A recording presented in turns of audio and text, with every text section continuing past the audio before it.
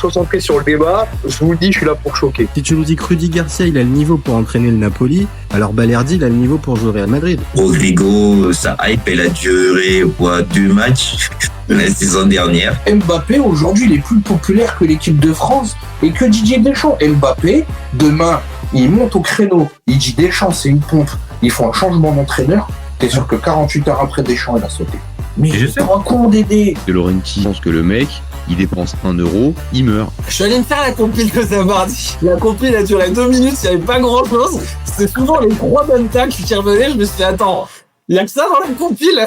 Guardiola, meilleur coach de l'histoire. C'est même pas le meilleur coach de l'histoire du Barça. Il faut arrêter avec Payet, c'est un grand joueur. Alex Ferguson, c'est juste un Giroud qui a eu beaucoup de moyens. C'est pour ça qu'il a réussi. Pendant des années, on se faisait dérouiller à chaque gros match. Ça fait penser à Rudy Garcia. Le match, il va débuter. Les 11 sur le terrain, ils vont se caguer dessus. On va sortir les pop-corn, on va observer tout ça. On va tous mourir. Moi, je n'y crois pas. On va se faire éliminer comme des putes.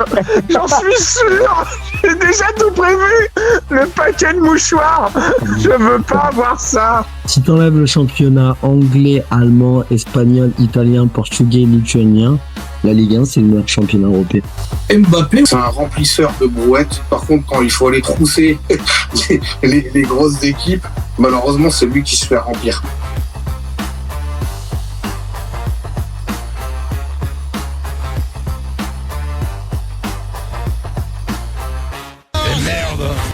Salut à tous, super content de vous retrouver pour un nouveau débat du FC Copain. Alors, pour m'accompagner aujourd'hui, je suis avec Johan. Salut mon copain.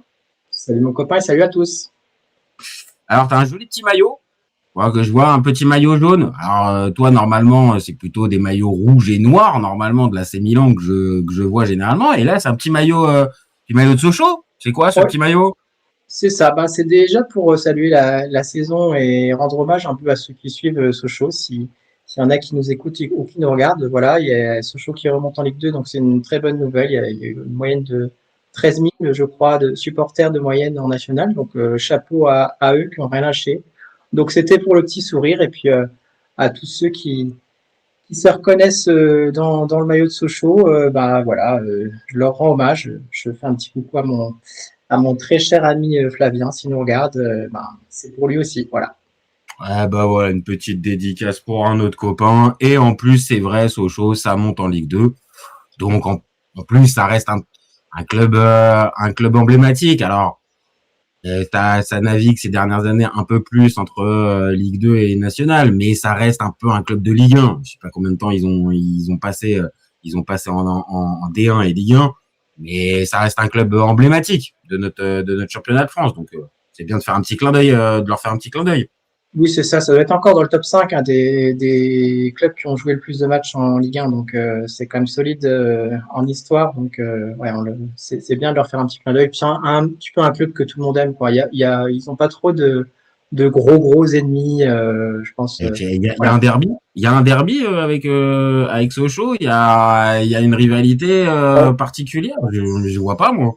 Bon, déjà en Franche-Comté, non. Ouais.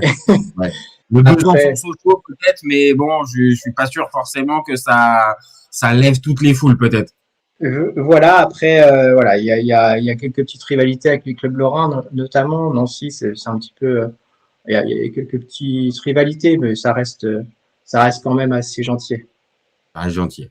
Bon, rassurez-vous, hein, les gars, on n'est pas parti sur un after Sochaux, on n'est pas parti sur un débat Sochaux. Là, c'est juste un petit clin d'œil. C'est juste un petit clin d'œil pour commencer. Bon, toi, t'as mis ton joli maillot socialien. Moi, j'ai payé mon joli maillot des Oranges. Dans le thème. Voilà, je suis dans le thème. Voilà, j'essaie de coller au thème. Donc, le thème, on va y revenir tout de suite, mais juste avant, comme d'habitude, les copains, commentez, likez et partagez. Partagez avec nous si justement, dites-nous si on est plutôt dans le vrai ou si on raconte des saucisses. On peut se tromper. C'est plus sympa en plus pour faire le live si vous participez avec nous. Et puis n'hésitez pas aussi à vous abonner si vous arrivez sur la chaîne. Comme d'habitude, ça peut nous permettre de nous mettre un peu plus en valeur, de nous donner de la force, et c'est ce qui nous donne envie de continuer. Donc après mon petit point marketing, on peut y aller, vif du sujet. Pays-Bas, jusqu'où ça va au mondial. Alors, spontanément, mon copain, tu verrais quoi pour nos amis hollandais? Un dernier carré, une finale où ça va au bout ou non? Là, on va être un peu plus mesuré. Toi qui représente la nuance épée. Alors, en essayant d'être mesuré, je vais répondre non, ça n'ira pas au dernier carré. Et on va expliquer pourquoi, mais je vais répondre non. Ok, donc déjà, on part avec un petit a priori négatif pour Johan.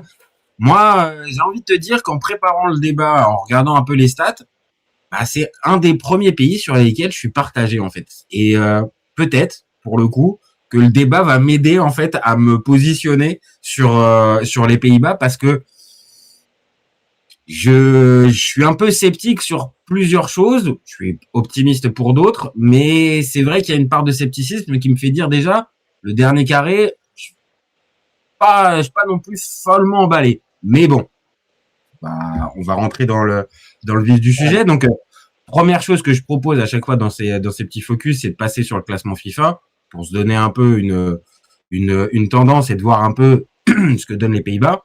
Ah, les Pays-Bas, ça reste quand même 7e du classement FIFA. Donc, vous le connaissez, hein, France, Espagne, Argentine, Angleterre, Portugal, Brésil, aussi première place. Et bah, juste en dessous ce top 6, qui est quand même sacrément séduisant, bah, les premiers, c'est les Pays-Bas, devant le Maroc, Belgique, Allemagne et Croatie. Donc, même avec cette petite lecture-là, non, pour l'instant, ça te fait pas réfléchir sur la place dans le dernier carré. Bon. Ben, pour aider dans la lecture, alors, les qualifications sont de plus en plus faciles, pardon de le dire comme ça. Et on voit qu'ils font toujours des parcours, on y viendra, ils sont assez constants dans leur parcours en qualification. Donc ça les aide pas mal. Et ça aide pas mal d'autres équipes. Hein. On parlera sans doute des Japonais. Eh ben, les Japonais, c'est pareil, c'est le même sujet en fait. Ils ont un bon classement FIFA, mais bon, enfin, faut aussi relativiser les choses. Voilà. Est-ce que tu penses, en gros, ce que tu si je comprends bien ce que tu veux dire, c'est que ce bon classement FIFA est aussi la conséquence des matchs de qualification qui sont largement à la portée des équipes en question. Donc là, par exemple, les Pays-Bas, tu penses que le classement, il est un peu gonflé par ces matchs de qualif? Ben, même si le classement FIFA pondère avec l'importance de la compétition et l'importance de l'équipe dans les points, il y a quand même de ça, en fait. Hein. Pour moi, c'est quand même... ils sont constants dans les qualifications, donc ça, c'est tout à leur crédit, hein, c'est sûr. Mais pour autant, bon, l'image du classement FIFA est à relativiser. Bon, alors, c'est pas con, ça peut faire une bonne transition. Tu parles du parcours des Pays-Bas. Avant qu'on revienne sur la liste, qu'on regarde un petit peu. Donc, c'est vrai que là, les Pays-Bas, dans le parcours, bah, tu vois que ça termine premier, 8 matchs joués, 6 victoires, 2 nuls. Bon, t'es face à la Pologne et la Finlande. Je compte pas Malte et Lituanie parce que là, c'est vraiment très faible. Pologne et Finlande, bon, ça peut être deux équipes, je te dis pas forcément des gros adversaires, mais il y a eu des groupes qui étaient peut-être encore plus faciles que celui-là. Et jouer la Pologne dans ton groupe, bon, c'est jamais 3 points de gagner. Et la preuve, les 2 matchs contre les Polonais, ils sont pas gagnés, il y a match nul. Donc, je te vois là un petit peu dodeliner. Ça montre aussi, pareil, certaines limites, ce parcours de qualif. Complètement. T'es 7e, mais t'arrives pas à battre la Pologne une des 2 fois, même à domicile. Donc, encore une fois, tu l'as dit, hein, bon, la Pologne, oui, c'est pas l'adversaire le plus facile. On pourrait trouver d'autres groupes dans les qualifs où ça a été plus facile. Ça, je te rejoins tout à fait.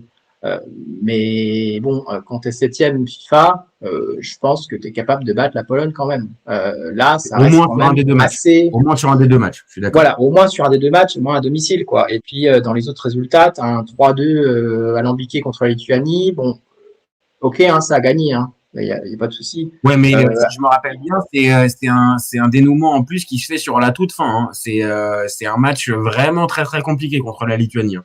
C'est ça. Je me rappelle parce que j'avais parié dessus. Je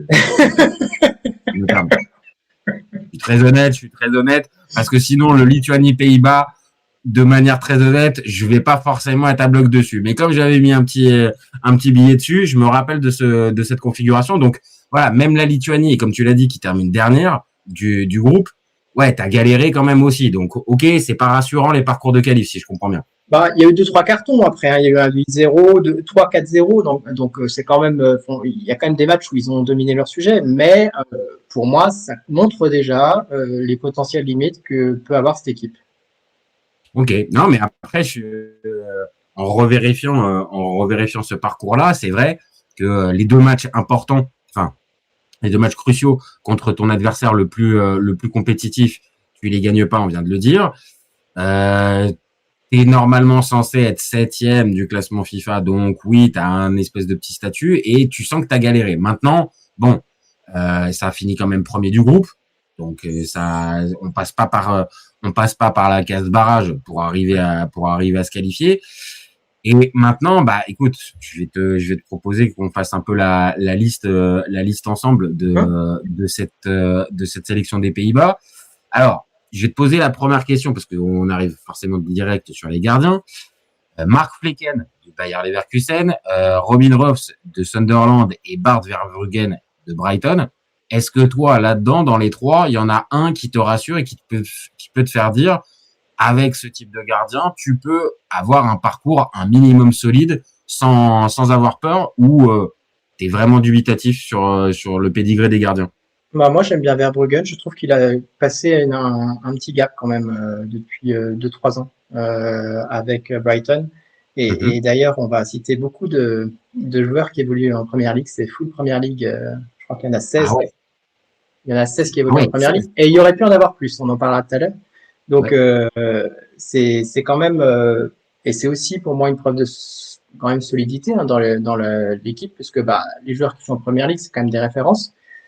Et pour moi, ouais, Verbruggen, pour y revenir, c'est quand même quelqu'un d'assez solide. Et j'ai beaucoup aimé ce gardien quand je l'ai vu. Bon, j'ai pas regardé tous les matchs de Brighton. Hein, non, mais sur ce que tu as pu voir, tu te dis pas que, on va dire, le costume est un peu trop grand pour lui. Ça peut prendre plus la place. Parce que moi, je me rappelle d'un Flecken. Et c'est vrai que Flecken, depuis qu'il est à Leverkusen, bah, ouais, c'est pas l'assurance tout risque. Donc pour toi, Verbruggen, ouais, c'est le genre de gardien avec lequel tu peux, je dis pas forcément aller forcément très très loin, mais tu m'as compris, le gardien solide sur lequel c'est pas ton point faible, c'est pas le point faible de l'équipe.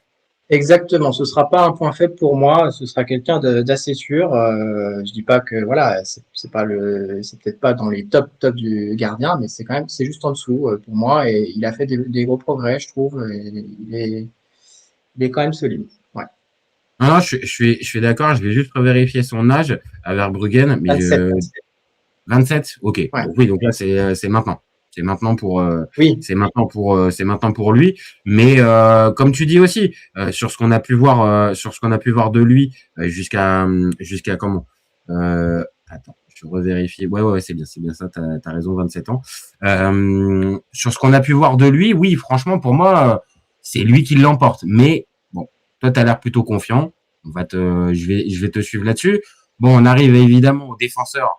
Là, il y a quand même certaines, je trouve, garanties, parce que tu as un Nathan Ake de Manchester City, Virgil van Dijk de Liverpool, bien évidemment, Denzel Dumfries de l'Inter, Jorel Lato de Chelsea, Jean-Paul Van Eyck de Brighton, Juren Timber d'Arsenal, Mickey Van de Ven de Tottenham et Mats Wiefer de Brighton. Donc là-dedans, ouais, pour moi, il y a quand même matière d'articuler une défense qui tient la route quand même. Et avec ça, et on peut se dire que même là-dedans, il y a des gens qui devaient être là qui ne sont pas là. Donc sans les blessures, qui seraient là. Donc si on très clairement, on va se dire les choses. Dedans, tu pourrais avoir un Mathis de Ligt, tu pourrais avoir évidemment un Stéphane De Vrij.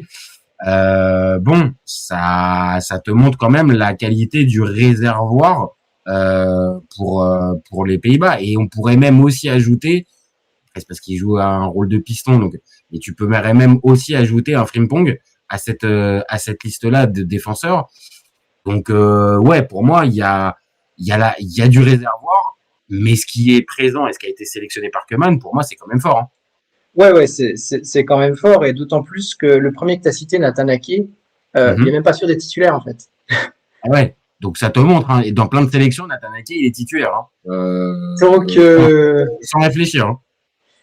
Ouais, c'est ça. Et le pauvre, il paye un peu sa non-saison avec City en fait. Hein. Il a très peu joué à City, donc ça peut se comprendre. Après, quand tu as un Nathan Ake, et puis il paye aussi sa polyvalence entre nous, puisque à City, il la paye très cher en tout cas.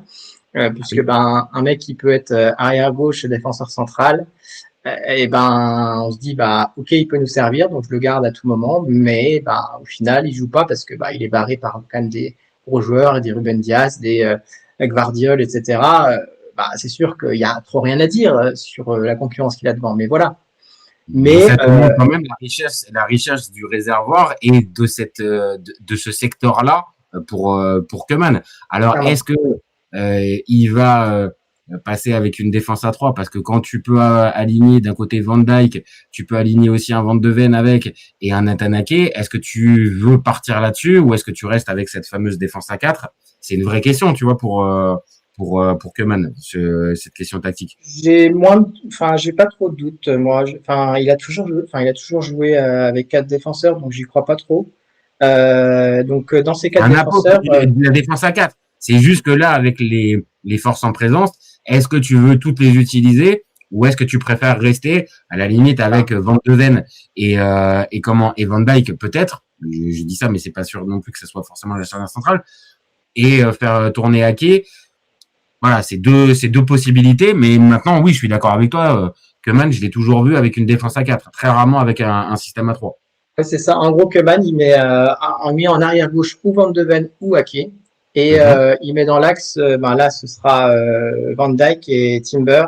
Donc Timber, si tout va bien, il a montré quand même que ça allait pas trop mal contre le PSG, hein. Ça va. Son entrée, elle est plutôt rassurante. Ça va, elle est plutôt rassurante.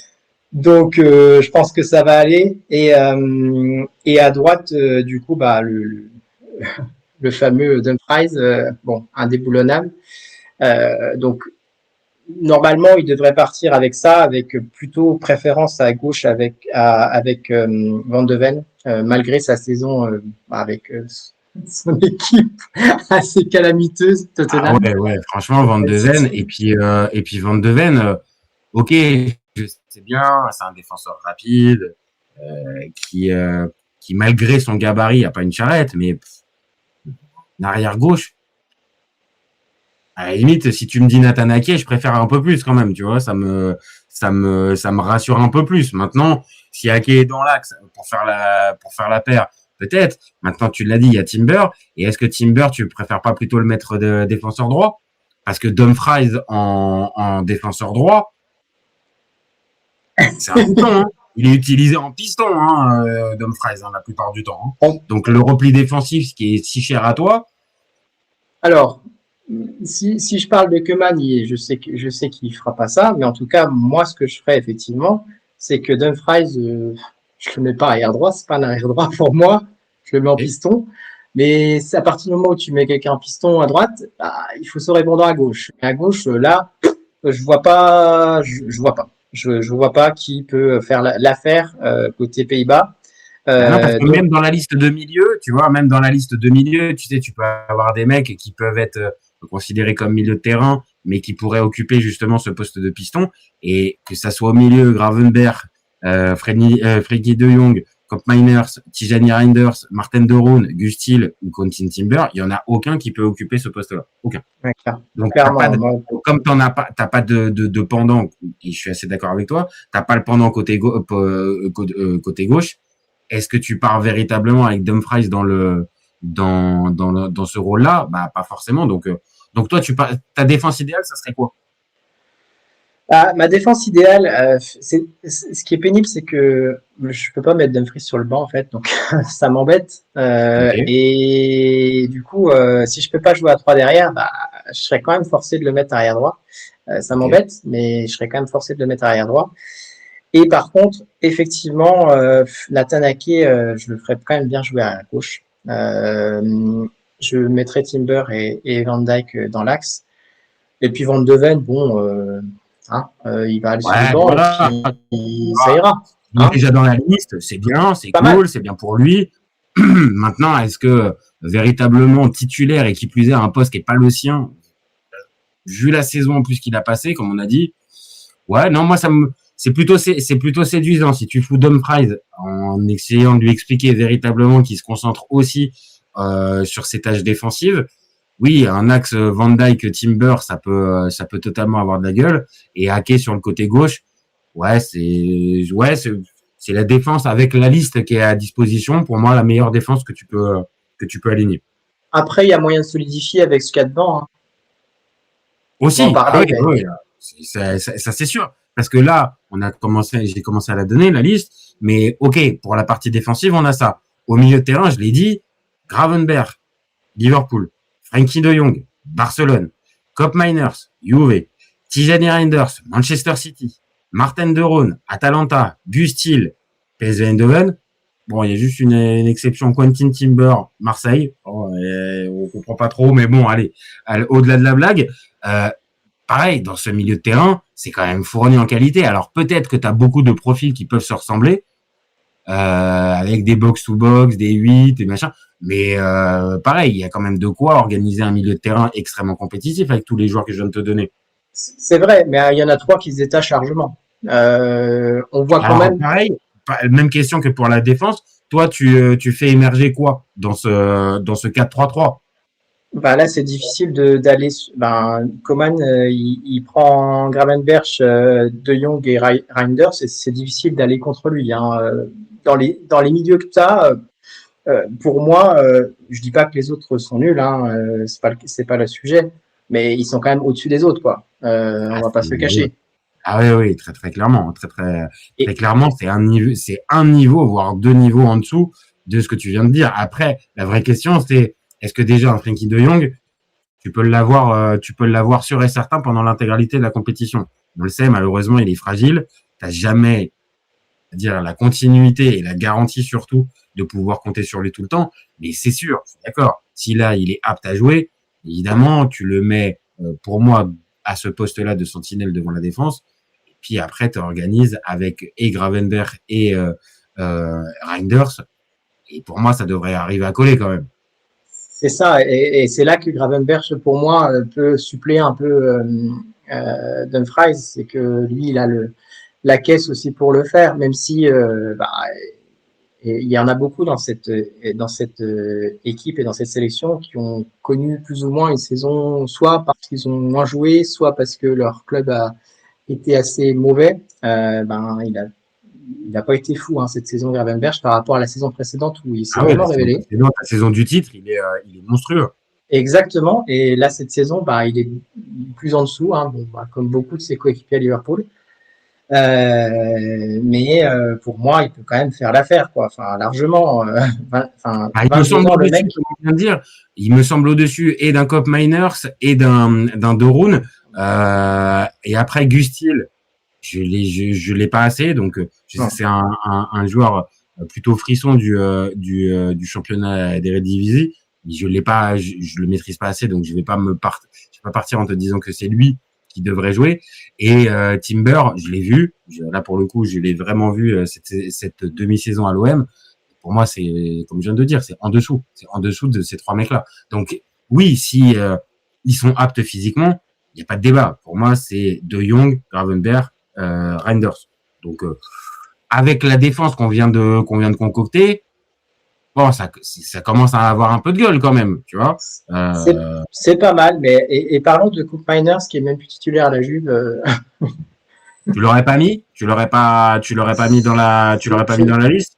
J'aurais eu du mal quand même. Après, il y a pareil, il y a Schouten qui est blessé, donc forcément, c'est sûr que ça fait un gars en moins.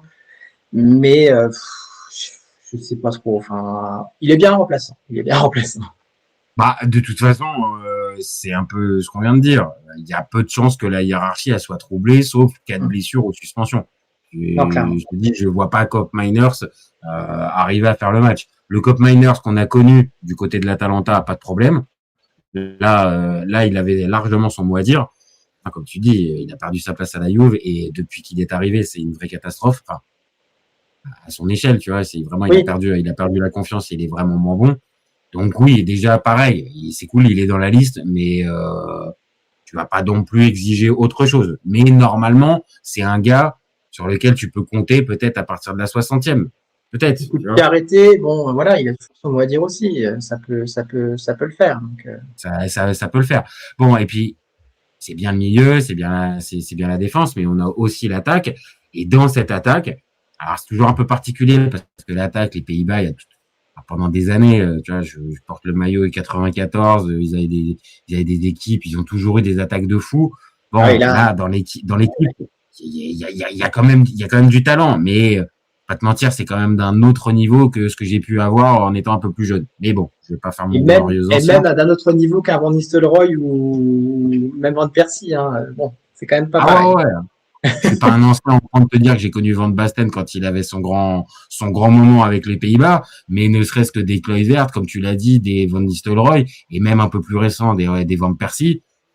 Bon, je pense pas qu'il y en ait dans cette sélection des Pays-Bas 2026. Mais il y a quand même du talent parce que tu as un Brian Brobbey de Sunderland qui a bien marché, un Memphis Depay qui est toujours là, les Corinthians toujours là, Cody Gakpo lui aussi de Liverpool, Justin Kluivert de Bournemouth, Noah Lang. Ah ouais, Noah Lang, c'est vrai que je l'avais oublié celui-là.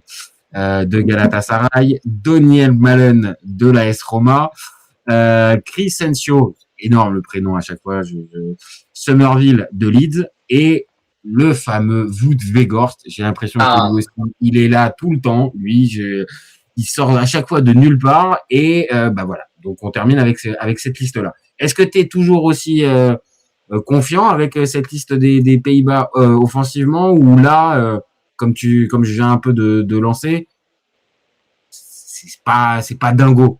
Alors, on commence par le plus ou le moins?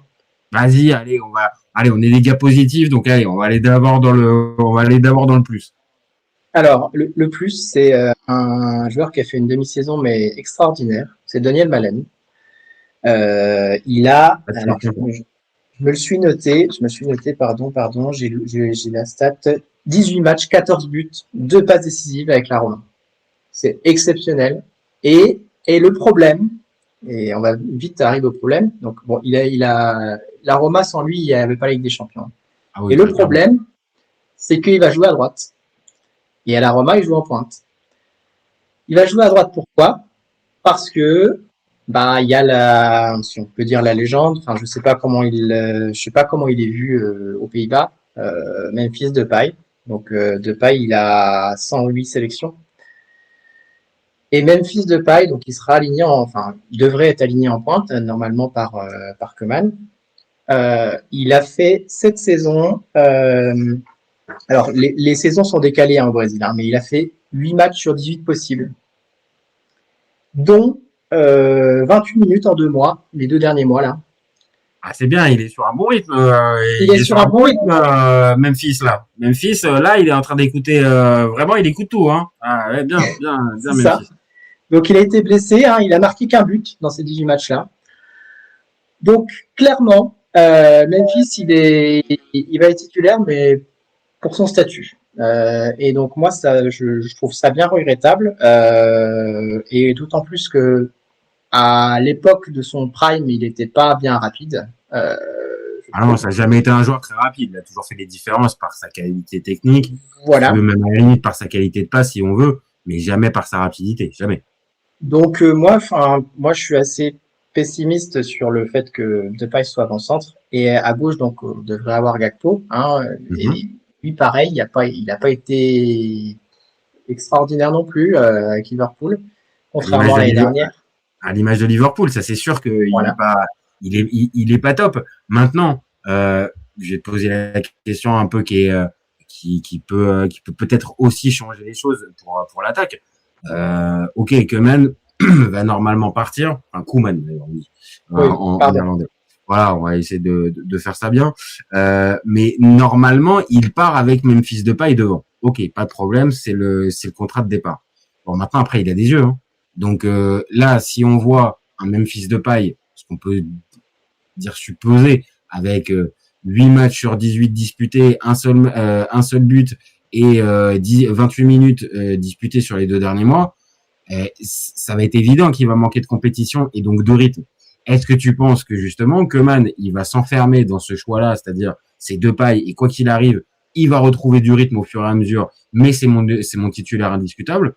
Ou est-ce qu'au contraire, la fameuse option qu'on vient de donner avec Malen qui pète le feu du côté de la Roma, est-ce qu'il peut pas arriver peut-être titulaire pour le 2e ou le 3e match ou en cours de tournoi? J'ose l'espérer. Après, le problème se décale. C'est qui tu mets à droite si tu mets Daniel Malen dans l'axe. Moi, j'aime bien. C'est vrai que Lang, bon, c'est plus un gars Lang pourrait pas dépanner. J'en sais rien, tu vois. Je le vois plus à gauche, bien évidemment, mais il pourrait pas dépanner à droite. Bah, faut essayer. Après, je suis pas fan de ce joueur, hein, personnellement. Moi, c'est mes goûts perso en plus. Tu sais mais moi, je te rejoins. Voilà, il a passé un sale quart d'heure avec mon ami Antonio Conte, donc là, ça fait double incompatibilité pour moi. Bah, c'est au-delà de la blague de la compatibilité avec toi, il y a de la compatibilité avec beaucoup de gens hein, pour Noah Lang. Hein. C'est compliqué d'arriver à le comprendre, d'arriver à jouer avec lui. La qualité technique, on va tous être d'accord, il y a aucun problème là-dessus. C'est juste, comme pour beaucoup, arriver à comprendre que le football est un sport collectif, que tu joues pas tout seul et que tu peux pas sortir des matchs comme tu le fais et revenir pendant 10-15 minutes et puis être absent. C'est compliqué. Donc oui, je vois ce que tu veux dire. C'est-à-dire que dans cette liste-là, et c'est peut-être un peu le problème, c'est que la seule option à droite, c'est Daniel Malen, en fait, si je comprends bien.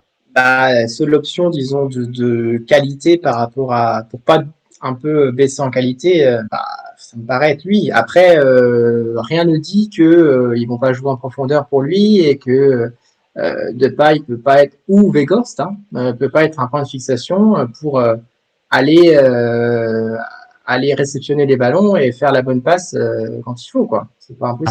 Après, c'est la question aussi de Weghorst. Voilà, tu vois, c'est peut-être le seul, on va dire, numéro 9 classique de métier un petit peu costaud et comme on pourrait connaître dans la sélection des Pays-Bas. Après, t'as l'option Brobbey, mais Brobbey, oui, voilà, c'est un numéro 9. Donc c'est pareil, on va vite revenir à ça. Attention à ce que ça soit pas un piège pour Koeman, cette histoire de Depay, parce que bon, vas-y, je me mouille un petit peu. Si l'idée c'est de mettre Memphis Depay en numéro 9 de cette équipe des Pays-Bas, là je vais vite me désolidariser du dernier carré. Là, j'avoue, je vois pas, même avec les bons joueurs qu'on a pu donner dans tous les secteurs de jeu, si ton 9 c'est Memphis Depay, et comme on vient de le dire, pas Memphis Depay prime après les croisés et un peu à court de forme, non là j'avoue, je descends du train. C'est un peu le problème des Pays-Bas, en fait. De manière générale, même dans les années de ton maillot, là, même s'il y avait beaucoup plus de talent, c'était des têtes de l'art, en fait. Donc, fallait les gérer. Et Depay, c'est un peu le même style. Et j'ai l'impression que, perso, je le connais pas non plus dans les moindres détails, dans le vestiaire, ce qui se fait. Mais je pense que si j'avais dû prendre une décision, je pense que je l'aurais pas pris. Parce que tu vas te dire, si le mec il joue pas, est-ce qu'il va pas miner le vestiaire et mettre en avant son ego? Après, Koeman, c'est un mec dur, un petit peu d'ancienne école. Il se fait pas marcher sur les pieds en là. Donc c'est l'avantage du coach des Pays-Bas, c'est que c'est un petit peu à la dure et qui sait se débrouiller. Mais moi, j'ai un peu peur, en fait. J'ai un peu peur de ça et c'est pour ça que pour moi, il le prend pour être titulaire et c'est ça qui me fait peur, en fait. C'est ça qui me fait peur. Je me dis, mais avec ça, ils vont avoir du mal, quoi. Pour moi, c'est ça. Puis on l'a dit un petit peu. C'est pas la meilleure version de Memphis Depay. Qu'à la limite, tu vois, du temps de Lyon, comme on le disait tout à l'heure, ou de périodes comme ça, ou au tout début de sa carrière. Ok, à la limite, oui, parce que c'est vraiment le top player à ce moment-là des Pays-Bas qui peut te faire la différence, là où tous les autres sont un peu plus limités. Mais on l'a dit, le Memphis Depay rayonnant comme ça, je vais pas dire que c'est il y a 5-6 ans, mais si, quasiment, tu vois. Ouais. Donc, ce joueur-là, il n'existe plus. En tout cas, il n'est plus en circulation. Et là, ce que tu as, c'est un joueur, alors oui, qui a une qualité technique certaine, aucun problème, pas de souci. Par contre, dans ce fameux rôle de neuf, je vais pas te dire en plus, mais avec les défenses qu'on peut connaître maintenant en 2026, super athlétique et tout ça, Memphis Depay, si t'es pas en condition physique, j'avoue. Donc c'est pour ça que moi j'appelle un peu à la prise de conscience de Koeman. Bon bah ok, t'es parti avec ce plan-là. Maintenant rien ne t'empêche. Je te fais une passe décisive. Rappelle-toi Didier Deschamps 2018. Il commence avec l'histoire de je veux jouer sans numéro 9. Et puis bon, le match contre l'Australie, et ça se passe pas bien. Il fait rentrer Giroud. À la fin de match, il y a le 1-0. Et derrière, tu changes tes plans. Donc il peut peut-être changer ses plans au fur et à mesure de la compétition. Maintenant, si on reste, comme je l'ai dit sur le papier, avec Memphis Depay dans toutes les compositions comme titulaire en pointe, j'avoue, j'y crois pas. Bah, surtout dans ce qu'on a dit, en étant lucide, Brobé c'est au-dessus. Aujourd'hui, Brobé c'est largement au-dessus et Weghorst, bon, je l'ai pas vu évoluer non plus tout le temps, mais il est quand même dans un club où il est compétitif, quoi. Donc bon. Et on l'a dit en plus, t'as un Malen qui pète le feu. Donc ok, d'accord, t'as peut-être personne sur le côté droit. Et pareil, dans la liste, attention, t'as un Justin Kluivert. Donc peut-être que Justin Kluivert aussi, peut-être tu fais du déplacement de fonction, tu peux peut-être essayer de le poser, le mettre côté droit, tu vois. J'en sais rien, mais ça serait dommage, comme on vient de le dire, le seul attaquant qui est en vraie confiance et qui marche super bien en ce moment, tu vas aller le décaler côté droit. Ouais, c'est con. C'est con. Je suis d'accord avec toi. Pour moi, il faut mettre en avant ces joueurs en forme et lui, t'as pas de raison de pas le mettre en valeur, quoi. Ok, il y en a d'autres qui sont bons des joueurs, mais lui, c'est ton joueur en forme. Si on doit sortir un joueur en forme dans l'équipe des Pays-Bas, c'est lui et largement dans les autres. Bah, tu l'as dit, la stat 14 buts sur la deuxième partie de saison dans le nouveau club. Bon, il est deuxième meilleur buteur de Serie A. Bon, c'est encore un tacle envoyé à la Serie A, hein, mais ça veut dire que le mec, il a tellement performé qu'il a fini deuxième meilleur buteur du championnat alors qu'il est arrivé en janvier. Bon, je pense que ça parle à tout le monde. Donc bon, maintenant qu'on a terminé la liste, moi je l'ai dit déjà, voilà, je commence à être un peu plus pessimiste parce qu'il y a cette question de Memphis Depay en face. Alors avant de commencer la compétition, en plus, on nous l'a dit en chat, merci à Amine et à Kautar qui nous l'ont dit aussi. Évidemment, il y a 2 matchs de préparation. Un qui va être pour moi assez intéressant, le 3 juin contre l'Algérie. Et pour moi, un bon test. Alors après, c'est toujours la même chose, ces matchs de prépa. Bon, quelle importance tu y accordes? Est-ce que c'est vraiment là où le sélectionneur va trouver la bonne formule? Ou est-ce qu'au contraire, c'est l'occasion de faire juste retourner un petit peu? J'en sais rien, mais sur le papier, Pays-Bas-Algérie, en tout cas, c'est un match plutôt intéressant et sur lequel je pense que tu peux avoir des enseignements intéressants. Et Pays-Bas-Ouzbékistan, alors bon, n'oublions pas que l'Ouzbékistan est présente à cette Coupe du Monde. Qu'est-ce que t'en penses? T'as un avis particulier sur ces 2 matchs ou bon, c'est juste pour toi 2 matchs et puis on verra bien, on va se concentrer plus sur le reste? Bah, il y a possibilité qu'ils aient fait un rapprochement avec leurs adversaires du groupe. L'Ouzbékistan, peut-être que c'est un peu plus proche du Japon que d'autres sélections. Après, à toute proportion gardée. Hein. Et l'Algérie, on fait tout de suite le parallèle avec la Tunisie. Donc, je pense que c'est plus pour avoir des sélections de ce style-là. D'autant plus que l'autre sélection, c'est une sélection qui est connue, je pense, qui est pas très loin des Pays-Bas, c'est la Suède. Donc là-dessus, il n'y a peut-être pas besoin d'aller rechercher.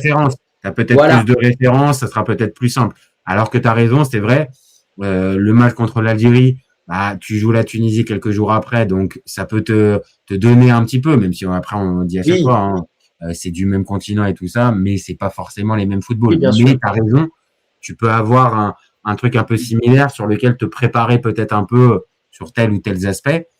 Et tu vois, il y a dans cette catégorie, enfin dans cette partie-là, il y a des sélections qui préfèrent au contraire prendre un peu des sparring partners pour vraiment prendre en confiance. T'en as comme l'Uruguay par exemple qui ont prévu aucun match amicaux.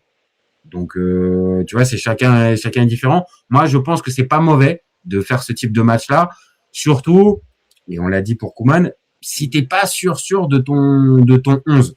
Et ça peut permettre d'avoir une première impression sur là ce que j'avais envisagé depuis le départ pour le mondial, ok, et maintenant ce que j'ai avec l'état de forme de mes joueurs et tout ça, maintenant après dernier point, on sait très bien que les joueurs ne jouent jamais à 200% parce que trop peur de se blesser pour le reste de la compétition. Ça c'est vrai, mais comme on l'a dit juste avant, je pense que ce sera un bon test pour le poste du numéro 9. Ouais, non, ça c'est là sûr. On va voir. Il va peut-être passer un contrat avec Depay en lui disant montre-moi, ok, t'as joué 29 minutes en 2 mois, ok, montre-moi que j'ai eu raison de te prendre ou pas. Et il se peut très bien que Depay plante 1 ou 2 buts et il se dise ok, je peux compter sur toi, ou l'inverse, c'est de dire il va peut-être démarrer avec un autre attaquant. Après, à voir ce qui se passe, mais c'est impossible de tester. Les gars, si c'est possible pour les supporters des Pays-Bas, l'Algérie, franchement, les défenseurs, faites vraiment le taf. Faites vraiment le taf, comme ça, Memphis, il marque pas. Comme ça, clairement, Koeman, il se dit derrière, non, ça va pas coller. Parce que là, si vraiment, Depay, comme tu viens de le dire, il vient te claquer un but ou un doublé pour le match contre l'Algérie, c'est bon, c'est définitif. Là, il pourra pas l'enlever. Là, il pourra pas l'enlever. Voilà, c'est exactement ça. Donc, c'est pour ça que je dis, un peu ironiquement, défenseurs de l'Algérie, s'il vous plaît. Franchement, faites vraiment le taf contre Depay pour le premier match, histoire de bien verrouiller et qu'on soit vraiment tranquille pour avoir une sélection des Pays-Bas un peu mieux. Parce que dernier point, mais Depay, je pense qu'on va être d'accord toi et moi, mon copain, c'est pas la présence à la limite dans la liste des 23, même si elle pourra peut-être se discuter, mais c'est la présence en tant que titulaire indiscutable.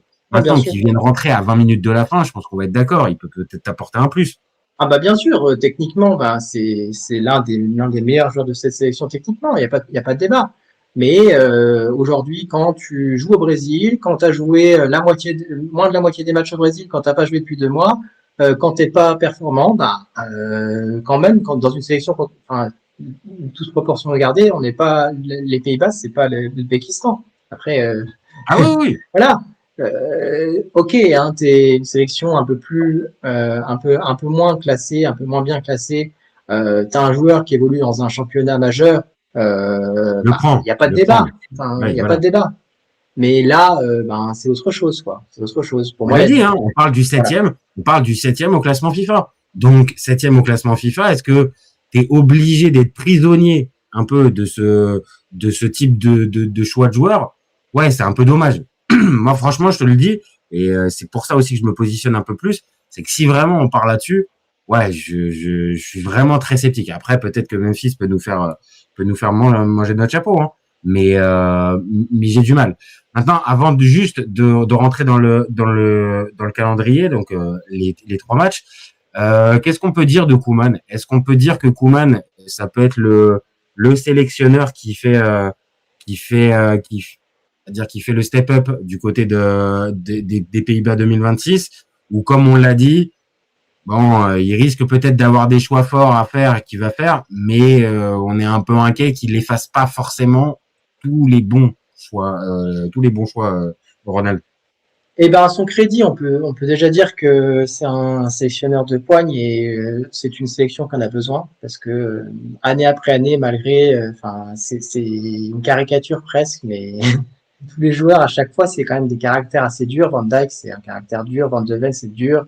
On peut en trouver plusieurs comme ça où on sait que c'est des caractères assez forts et il faut quand même un mec qui a du répondant en face. Donc ça, on peut le mettre à son crédit et on sait que sur le leadership, il va quand même pouvoir s'imposer. Malgré tout, moi, quand je vois la liste qu'il fait, j'ai l'impression qu'il choisit sans choisir. C'est un vrai choix, je le redis parce que voilà, un vrai choix, ça aurait été de dire, écoute, Memphis, t'as pas joué, je veux pas prendre de risque du fait que bah ouais, t'as 108 sélections, donc c'est un peu la jurisprudence Thierry Henry, c'est un peu ça, même si enfin c'est pas la même, c'est peut-être pas la même chose, pas le même poste, etc. Mais bah, tu le prends parce que bah il est extra capé, il est dans les meilleurs buteurs de l'histoire des Pays-Bas, etc. Mais voilà, il performe pas, donc c'est peut-être un boulet qui se met au pied, quoi. Ah, c'est peut-être un boulet qui se met au pied et aussi peut-être que cette fameuse image de gars à poigne et de gars avec un gros leadership, ah peut-être que là pour le coup il a fait de la démagogie, c'est-à-dire bon bah comme tu viens de dire, je prends pas de réel choix, je prends les gars. Alors peut-être, c'est un peu ce qu'on disait depuis tout à l'heure, peut-être qu'il va vraiment récompenser le mérite sur le terrain et en fonction de ce que vont montrer les joueurs sur la pelouse. Maintenant, oui, ça semble un petit peu managé au statut. Ça me semble être un petit peu ça. Et si on est sur ce type de management-là, même avec sa grande gueule, parce qu'il faut dire les termes, il a une grande gueule, Koeman, je sais pas si au final t'as l'adhésion en fait, parce que ok, très bien, t'es cette figure qui calme un peu le tout. En plus, je suis un ancien grand joueur et tout ça, j'ai gagné l'Euro 88 et tout ça, pas de problème. Maintenant, de l'autre, là, dans ce type de mission-là, on t'attend, comme tu l'as dit, à ce que tu fasses des choix forts. Et pareil pour la défense centrale, enfin pour la défense, fais des vrais choix, quoi. Si on se retrouve avec juste des choix politiques pour arriver à contenter tout le monde, je suis pas sûr. Il faut vraiment qu'il y ait une vraie cohérence. Sur le milieu, on l'a dit, il y a une hiérarchie qui semble se dessiner un peu. Maintenant, sur la partie de la défense, ouais, quid. Donc là aussi, on va l'attendre. Et là-dessus, bon, je vais pas te dire que c'est point d'interrogation, mais ce qu'on a pu voir à l'Euro 2024 me fait pas dire non plus, me fait pas monter au rideau en me disant ouais, c'est bon, là ça va être l'année des Pays-Bas et là Koeman, il a retiré les leçons de 2024, il va pouvoir. J'ai du mal. Ouais, c'est ça, c'est pas voilà, c'est là que sont les points d'interrogation en fait, hein. Comme tu le dis, tu l'as posé en tout début de débat en fait, t'arrivais pas trop à te positionner et en fait bah je suis pas sûr que ça t'aide à aller en faveur en tout cas des Pays-Bas, tout ce constat. Ah non, je te confirme, hein, plus ça va et plus je suis sceptique, pas sur la qualité des joueurs, parce que vraiment je pense qu'il y a moyen de faire un 11 très compétitif, on l'a dit, question de Depay, la défense et tout ça, le gardien aussi qui est bon, le milieu avec des vrais bons joueurs, mais vu comment ça a l'air de s'articuler, j'avoue que je suis quand même un petit peu sceptique. Et puis bon, bah voilà, maintenant on en arrive donc au fameux groupe des Pays-Bas. Donc le groupe des Pays-Bas, le Japon, 14 juin pour le match d'ouverture des Pays-Bas. Ensuite, ça enchaîne par la Suède, le 20 juin, 19h à Houston. Et le 26 juin à 1h du matin à Kansas contre la Tunisie. On dit quoi de ce groupe? Qu'il est super homogène? Eh ben ouais, je trouve qu'il est super homogène ce groupe. Alors, je vais aller tout de suite dans le vif. Je vois quand même les Pays-Bas devant hein, dans ce groupe. Ouais. Pourquoi?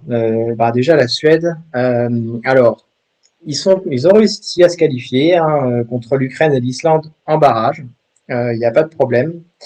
Mais ils ont fait un parcours catastrophique. Catastrophique. Ils ont terminé dernier.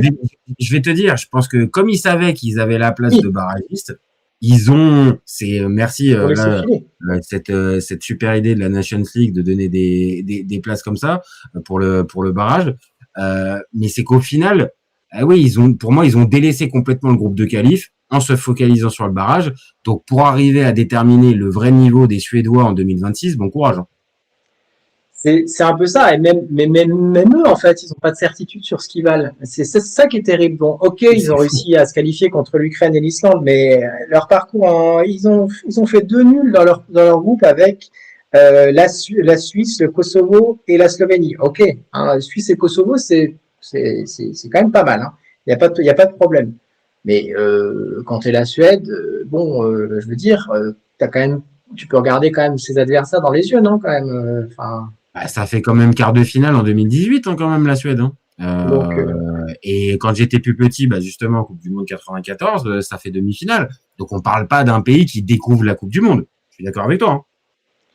Donc c'est ça. Donc bon, déjà pour moi la Suède, de par leur parcours, même si, comme tu dis, effectivement, ils ont laissé filer parce que ils avaient une place en barrage, mais en allant en barrage, t'es quand même pas sûr d'être qualifié. Je parle en connaisseur, un connaisseur. C'est-à-dire qu'en fait, les barrages, je veux plus entendre parler de ce mot-là avec la sélection italienne. Je veux plus. Arrêtez de me mettre ça parce qu'au final, j'y crois. Je me dis à chaque fois qu'on va passer et au final, on passe pas. Mais t'as raison. Miser là-dessus quand t'es la Suède, c'est quand même un peu risqué. Bon, c'est passé pour eux, tant mieux. Mais voilà, je comprends ce que tu veux me dire. Il n'y a pas des références ultra solides sur la Suède 2026 au moment d'affronter les Pays-Bas. Donc, tu les vois, je dis pas forcément 3 niveaux au-dessus, mais tu vois les Pays-Bas supérieurs à cette Suède pour le deuxième match. Logiquement, ils ont plus de références donc au-dessus. Donc après, on a 2 autres sélections. Donc bon, la Tunisie, t'en parleras mieux que moi. Bon, pour moi, je les vois comme une sélection assez embêtante à jouer. Après, c'est très chiant. C'est très chiant dans tous les sens du terme. Hein. C'est vraiment très très chiant dans tous les sens du terme. Hein, la Tunisie. Excusez-moi, supporters tunisiens, vous énervez pas, mais on l'a déjà dit des dizaines de fois sur la chaîne. La génération tunisienne, c'est pas la meilleure qui soit. Il y a des joueurs intéressants, mais c'est vraiment pas du tout la meilleure qui soit. Et puis alors en termes de coaching, on va voir ce que va nous faire notre copain Sabri Lamouchi, hein, qui a repris la sélection. Mais vraiment, on n'est pas sur on n'est pas sur la meilleure génération de la Tunisie en 2026. Donc oui, c'est une équipe qui est chiante à jouer. T'as bien les bonnes refs, mais par contre, voilà, je pense que les Pays-Bas, même peut-être avec un 1-0 un peu tiré par les cheveux si tu veux, ça l'emportera. Là où moi j'ai plus de vraies questions, c'est pour le match d'entrée contre le Japon. Pour moi, je vois pas les Pays-Bas avec une marge suffisante pour dire ils sont favoris pour le premier match. Hein. Pour moi, c'est 50-50. Moi, je suis un peu plus optimiste que toi. Alors, le Japon, c'est des champions des matchs amicaux. C'est aussi pour ça qu'ils sont bien classés, parce qu'ils ont quand même, à leur palmarès, sur les 2 dernières années, ils ont quand même battu le Brésil, ils ont battu l'Écosse, ils ont battu l'Angleterre, ils ont battu l'Islande. C'est pas mal quand même. Ouais, quand même. Pas mal. Je suis d'accord. Mais au-delà de ça, ils ont quand même un groupe de qualif qui est quand même pas terrible. Ils ont quand même perdu contre le principal adversaire. Ils ont fait un nul et ils ont perdu contre l'Australie. Donc, c'est quand même pas dingo. Il y a quand même des bons joueurs dans cette sélection. Il y a pas de doute. Très des bons joueurs. T'as beaucoup plus qu'à une époque, allez, on va dire il y a 10-15 ans où tu avais peut-être 2-3 stars dans le groupe. Là, c'est plus homogène. Tu as quand même pas mal de joueurs qui jouent dans des clubs compétitifs quand même. Première ligue notamment, Kamada, Endo, etc. Mais pour moi, ça reste quand même en dessous des Pays-Bas, de par leur parcours qu'on évoquait là. Et pour moi, il y a quand même plus de talent chez les Pays-Bas. Donc, moi, je vois les Pays-Bas au-dessus de ces 3 sélections-là. Quoi. Donc, tu vois dans ce fameux groupe, tu vois les Pays-Bas se qualifier en terminant à la première place. À la première place, alors après peut-être, j'exclus pas le petit nul contre le Japon. En plus, c'est le premier match. Je l'exclus pas. Mais pour moi, ça va quand même terminer à 7 ou 9 points. Et de par la différence de but, ils passeront premier, quoi qu'il arrive, pour moi. Ok. Non, mais après, ça se tient. Hein, que les Pays-Bas terminent premier du groupe avec le Japon, la Suède et la Tunisie. Il n'est pas en train de sortir une dinguerie complètement ouf. Mais moi, je reste un peu plus perplexe sur la question des Japonais. On se rappelle des dernières Coupes du Monde, ils ont été en capacité de pouvoir emmerder vraiment certaines sélections. On se rappelle du groupe pour la dernière où ils étaient avec l'Allemagne et l'Espagne. Merci, au revoir l'équipe d'Anti-Flick. Je te fais une petite passe D. Mais au final, ça a quand même sorti l'Allemagne à ce moment-là. Alors après, là où est peut-être le problème, c'est pour avoir la continuité. Parce que le Japon nous a déjà sorti des belles phases de qualif. Et derrière, ça arrivait pas à transformer le truc en 8e en huitième de finale. Là, tu as des 16e de finale. Donc, la question, c'est pas sur le Japon.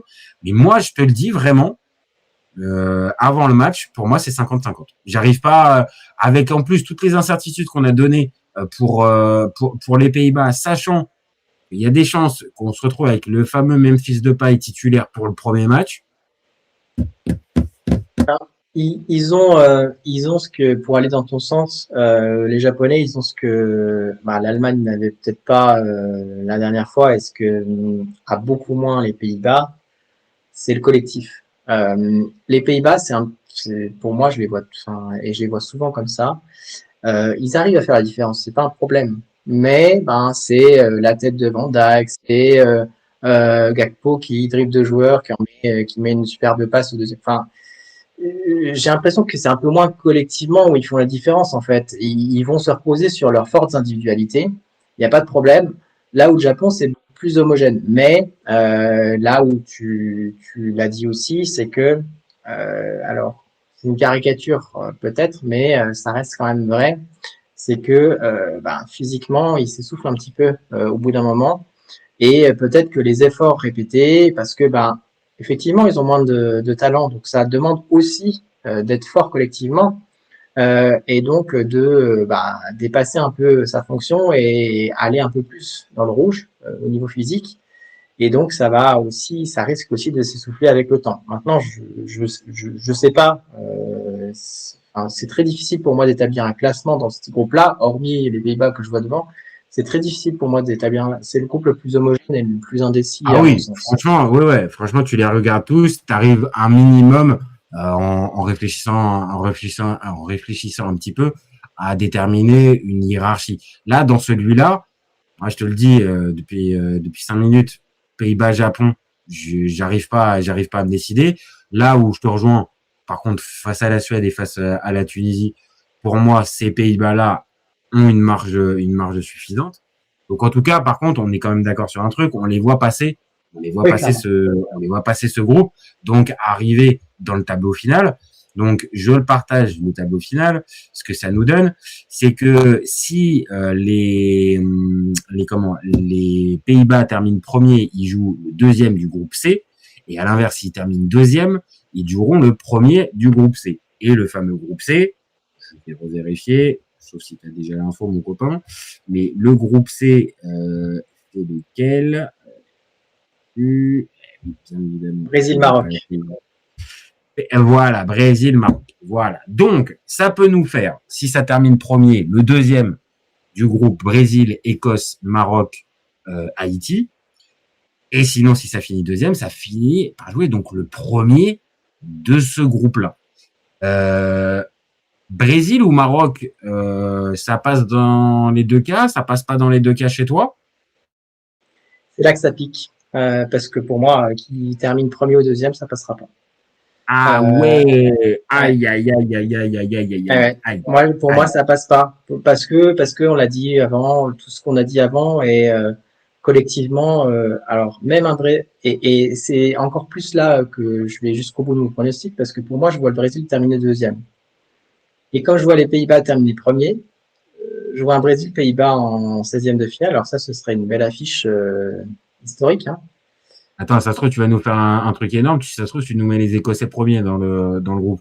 J'aimerais bien, mais non, je pense pas. Quand même. D'accord. J'aimerais beaucoup. Hein.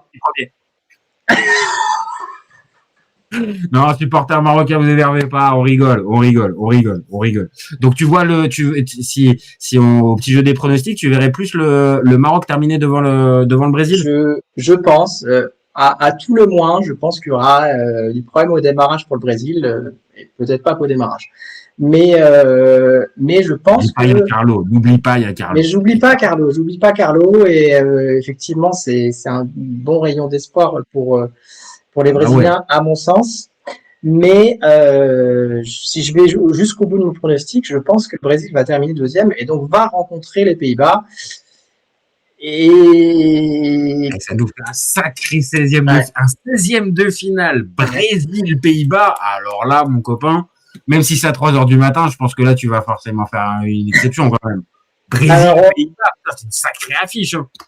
Alors, je regarderai les matchs quand est-ce qu'ils sont prévus, mais j'espère que ce sera pas 3 heures du match, j'espère en tout cas. On verra bien. Mais ouais, pour moi, ça passe pas. Enfin, je Et pense même pas. face au Maroc, alors je comprends que tu vois le Maroc et ce qui est possible. Hein. Je me rappelle, hein, supporter marocain, vous êtes champion d'Afrique en titre.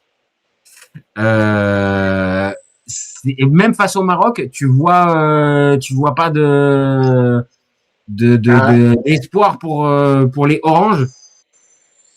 C'est difficile hein, pour moi. C'est difficile. Je vois le Maroc au-dessus en termes collectifs déjà.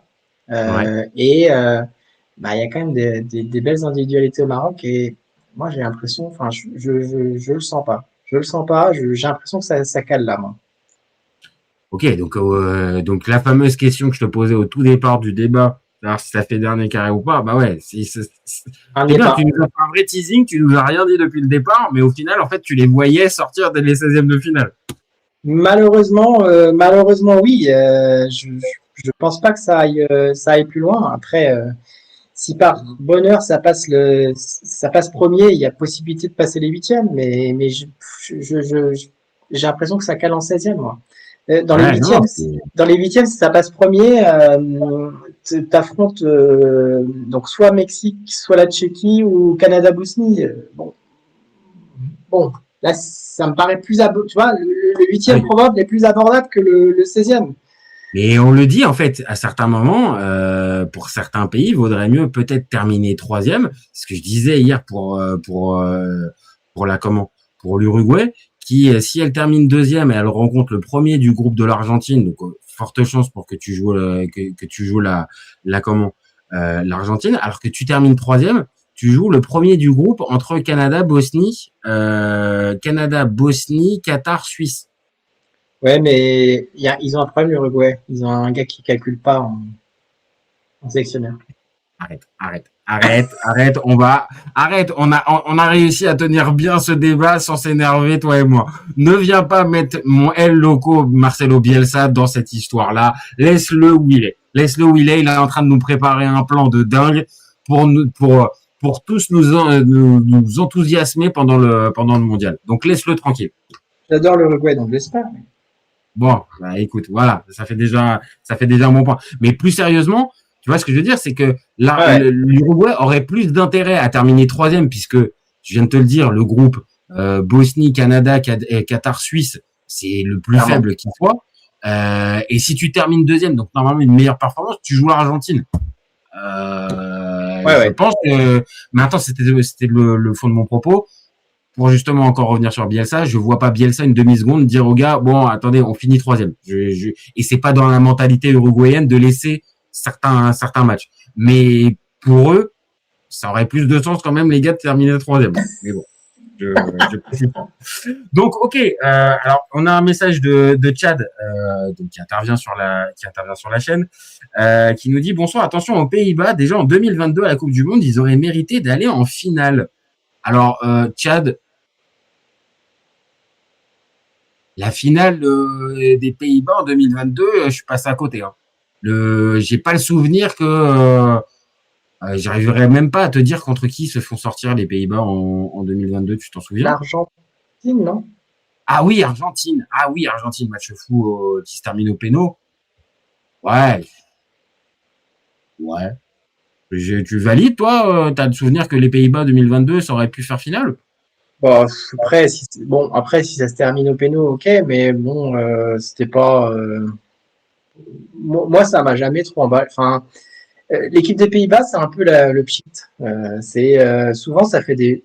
Souvent, hein, je ne parle pas de là ce qui va arriver, mais souvent, ça fait des premiers tours ou des premiers matchs canons. On se dit, ouais, ça va faire des 3-0, 4-0, ça va aller loin et tout, et ça fait pchit derrière parce que, bah, comme on l'a dit, en fait, il n'y a pas de collectif. Donc, il y a pas de collectif. Collectivement, ça pêche toujours. Donc, oui, quand tu es face à des joueurs plus faibles, oui, individuellement, tu vas faire la différence. Mais quand tu as une équipe qui a un minimum d'organisation, ça va être un peu plus compliqué, quoi. Donc, moi, je n'ai pas été enthousiasmé. Enfin, j'ai pas le souvenir. Après, peut-être que mes souvenirs me font défaut, mais non, mais j'ai la même sensation. Donc, Chad, dis-nous hein, sur quoi tu te bases. Ça doit être sûrement sur ce fameux quart de finale contre l'Argentine perdu au péno. Mais enfin, voilà, hein, pour moi, il y avait pas un monde où il y avait une classe d'écart entre les deux. Et oui, là où je te rejoins aussi, mon copain, c'est que ça fait un moment qu'on n'a pas eu des Pays-Bas. J'ai envie de te dire, limite, c'est depuis la Coupe du Monde 2014, tu vois, où il colle un 5-1 à l'Espagne pour le match d'ouverture. Il termine 3e de cette Coupe du Monde-là. Or, depuis ça, il n'y a pas cette continuité, en fait. Hein. Alors après, c'est sûrement lié aussi au réservoir, hein, dont on parle depuis tout à l'heure. Mais et puis, il y a un autre point, hein, précisons ça quand même avant de terminer notre débat. Il y a eu aussi un absent notable. Hein. Il y a un Xavi Simons en plus qui est en plus enlevé, qui était un joueur qui était amené, pareil, à intégrer le 11. Donc, ça aussi, c'est un coup dur, mine de rien. Oui, c'est ça. Et si on va dans les absents aussi, et côté numéro 9, un qui aurait peut-être amené une autre solution, c'est Mega. Cette saison, malheureusement, sa saison a été assez tronquée par justement les blessures. Mais quand il a joué, Mega, c'était quand même pas mal, quoi. Hein. Il était performant. Hein. Il lui manque un petit peu un bout de cerveau, mais sinon ça va. Oui, c'est juste qu'en fait, le cerveau, il est souvent mis en off et on appuie rarement sur le mode on. Mais dès qu'il est mis en mode on, et plus sérieusement, dès qu'il est concentré vraiment sur le terrain, et Mega, force est de constater, c'est un attaquant talentueux. Maintenant, tu l'as dit, le côté même mental, voire extra-sportif, c'est autre chose. Là, si on s'en tient juste sur le terrain, oui, il fait pas tâche. Et là, pour le coup, si tu avais pris Weghorst pour avoir un peu ton grand attaquant, on va dire costaud, un peu machin, Emega pouvait largement remplir cette catégorie-là. Donc, bon, est-ce qu'après physiquement il était à bloc, je sais pas. Les gars, on sait que la fin de saison avec Strasbourg, ça a été compliqué. Mais voilà, on l'a dit, t'as un Frimpong qui a pas été pris, t'as un Simons, voilà, qui a été blessé, Schouten blessé aussi, Verman pas pris non plus du PSV. De Ligt et De Vrij absents aussi. Bon, il y a des choix qui ont été faits, hein, mine de la part de Koeman. On a dit tout à l'heure qu'il était un peu démago, mais pas prendre Frimpong. Je te dis pas que c'était le choix qui allait diviser tous les Pays-Bas, mais c'est quand même un choix fort aussi, hein, mine de rien. Non, c'est vrai. Après, alors moi perso, je l'aurais pris puisque effectivement, à la place de Malen, voilà, on avait un qui pouvait avoir sa place largement. Voilà, moi j'aurais mis Frimpong ailier droit, j'aurais mis Malen dans l'axe et le débat était clos. Ah ouais. Non, je suis d'accord. Et comme ça clôturait aussi la polémique, enfin la concurrence à chaque fois. Est-ce que c'est Dumfries ou est-ce que c'est Frimpong qui doit avoir? Au final, tu prends les deux. Il te couvre tout le couloir droit. Et est-ce que sur le profil, te dire que Frimpong a peut-être un profil plus offensif que celui de Dumfries, non, c'est pas déconnant non plus. Ouais. Même si on l'a dit, Dumfries, c'est clairement pas un arrière droit à l'ancienne. Mais défensivement, ouais, j'ai quand même la sensation qu'il est un peu mieux que Frimpong, qui lui est vraiment plus à l'aise dans les 30 derniers mètres, même adverses, tu vois. Non, c'est ça. Et pour moi, en fait, c'est ça faisait sens, en fait. Effectivement, tu sécurisais Dumfries parce que Frimpong, il y a aussi du bagage et ça court bien et ça court vite.